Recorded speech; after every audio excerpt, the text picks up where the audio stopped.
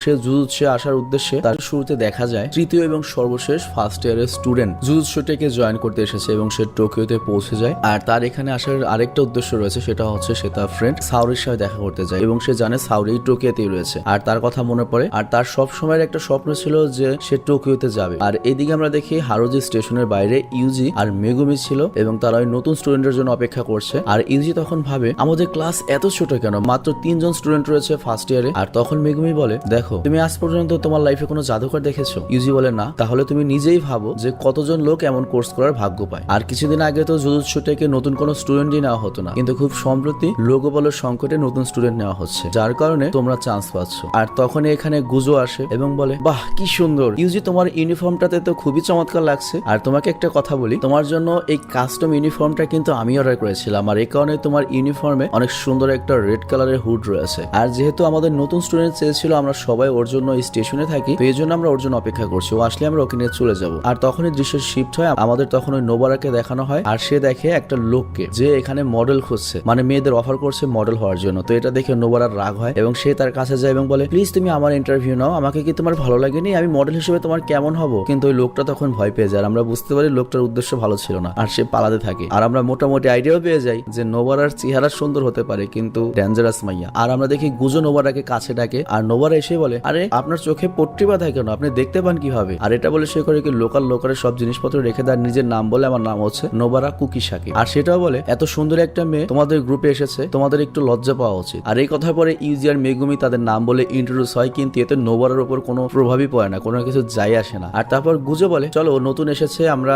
জুজুৎসুতে পৌঁছানোর আগে একটা ট্যুর দিয়ে আসি, কারণ আমাদের সবাই প্রথমবার দেখা হয়েছে, ট্যুর হলে বন্ডিং ভালো হবে। আর ট্যুরের কথা শুনে নোবারা আর ইউজি দুজনে এক্সাইটেড হয়ে যায়, কিন্তু এদের জানা নেই এরা কোথায় যাবে। আর তখন গুজো বলে, ঠিক আছে এটা আমার উপর ছেড়ে দাও, আমি তোমাদের নিয়ে যাবো, আর চলো রূপপাঙ্গি যাই। আর এরপর তারা যেখানে যায় সেটা পুরো একটা নির্জন এলাকা, আশেপাশে কোনো মানুষ নেই এবং সেখানে একটা পুরনো বিল্ডিং রয়েছে। আর ওই পুরনো বিল্ডিং এর পাশেই কবরস্থান রয়েছে। আর এখানে এসে মেগুমি বলে, এখানে আশেপাশে অনেক কবরস্থান থাকার কারণে এই বিল্ডিং এর উপর খারাপ আত্মা কবজা করে নিয়েছে। আর এই কথা যখন মেগুমি বলছিল, আর তখন নোবারা বলে, থামো থামো, এই ছেলেটা জুজুৎসু টেকের স্টুডেন্ট না? ওর তো তাহলে এখানে এসে সব বোঝা উচিত, সবকিছু দেখা উচিত, আগে থেকে সব জানা উচিত, তারপর তুমি এগুলো কেন বলছো? তো এই জন্য মেগুমি নোবারাকে বলে, ইউজি কোনোভাবে শকুনের আঙুল গিলে নিয়েছে আর এই কারণে সে একটা স্পেশাল ক্ষমতা পেয়েছে, তো সে এখনো বেশি কিছু জানে না, এই জন্য তাকে বলতে হচ্ছে। তো এটা শুনে নোবারার ঘৃণা আসতে শুরু করে, বলে, ওই বিদখুটে জিনিসটা তুমি গিলে ফেলেছো। আর তখন গুজো বলে, বাড়তি কথা বাদ দাও, এটা একটা ফিল্ড টেস্ট তোমার আর ইউজির জন্য। আর এই কথার পরে ইউজি বলে, কোনো কার্সকে মারার জন্য তো একটা কার্সের প্রয়োজন পড়ে, তাই নয় কি? গুজো বলে, তুমি চিন্তা করো না, তুমি অলরেডি একটা শকুনের আঙুল গিলে ফেলেছো, তো এই জন্য তুমি নিজে একটা অর্ধেক কার্স হয়ে গিয়েছো, আর বাকিটুকুর জন্য আমি তোমাকে একটা হাতিয়ার দিচ্ছি। আর এটা বলে সে তাকে একটা চাকু দেয়, যেটাকে স্লোটার ডিমন বলা হয়ে থাকে। আর এটার ভেতরে কার্স এনার্জি রয়েছে। তো আমরা যেটা বুঝলাম, এই সিনেমার জাদুকে বা খারাপ শক্তিকে দুটোকেই কার্স বলা হয়ে থাকে আর কি। তো যাই হোক, গুজো এরপর ইউজিকে আরো বলে, মনে রেখো তুমি যখন ভেতরে যাবে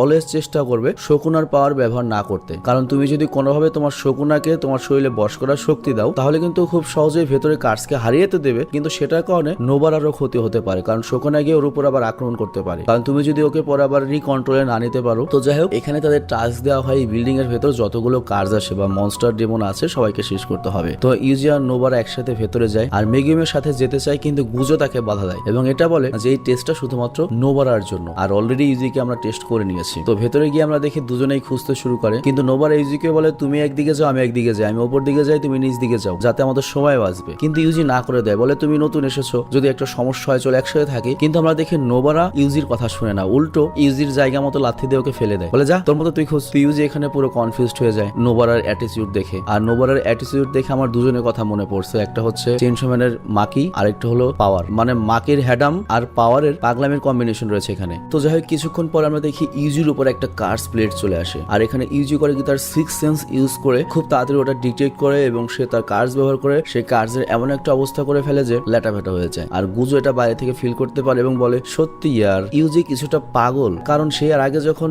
নর্মাল স্টুডেন্ট ছিল তখনই সে মনস্টারদের সাথে লড়তে একটুও ভয় পায়নি, তো যখন ওর কাছে কোনো পাওয়ার ছিল না তখনই ও চমৎকার লড়াই করতো। আর জুজুৎসু টেকের একজন জাদুকর হওয়ার জন্য ওর মতো একটা পাগল ছেলে আমাদের দরকার, যাতে খারাপের থেকেও খারাপ কাজের সাথে লড়তে কোনো ভয় না পায়। কিন্তু এই ফিল্ড টেস্ট থেকে আমরা এটাই জানতে চাই যে নোবারা কতটা পাগল। আর এরপর আমাদের নোবারাকে দেখানো হয় আর সে যখন একটা রুমে আসে ওখানে অনেক মেক্রোকেন দেখতে পায়, আই মিন ওই যে ডলের মতো কিছু, আর সে ওখানে একটা ডল দেখে বুঝতে পারে যে এখানে কোন একটা কার্স কবজা করে রেখেছে। তো এখানে আমরা দেখতে পাই যে নোবারার স্পেশাল ওয়েপন হচ্ছে হাতুড়ি আর নেল। তো সে হাতুড়ি আর নেল ব্যবহার করে সেই নেলস গুলো ম্যাক্রোকেনের মুখের উপর লাগিয়ে দেয়, যে কারণে কার্স তার আসল রূপে ফিরে আসতে বাধ্য হয়। আর এটাও আমরা দেখি গুজো বাইরে থেকে ফিল করতে পারে এবং বলে নোবারার কাছে তো ভালো এক্সপিরিয়েন্স রয়েছে, কিন্তু তারপরে বুঝতে হবে ও গ্রাম থেকে এসেছে, তো ওখানকার যে কার্স বা ডেমনরা রয়েছে ওরা তুলনামূলক শহরের চেয়ে একটু দুর্বল, কারণ শহরের পপুলেশন বেশি আর এই কারণে কার্সদের শক্তিও বাড়তে থাকে, কারণ যত বেশি মানুষ কার্সকে ভয় পাবে ওই কার্সটা তত বেশি শক্তিশালী হবে। তো যাই হোক, আমরা দেখে সেই কার্স মেক্রোমন আবারও উঠতে থাকে, যেটা দেখে নোবারা শকড হয়ে যায়। কিন্তু নোবারার যে নেলসটা ছিল ওটা কিন্তু নর্মাল ছিল না, নোবারার কন্ট্রোলে ছিল। মানে বুঝতে হবে নোবারা জাদুকর বলে তাকে ইউনিভার্সিটির জন্য সিলেক্ট করা হয়েছে, কোন একটা জাদু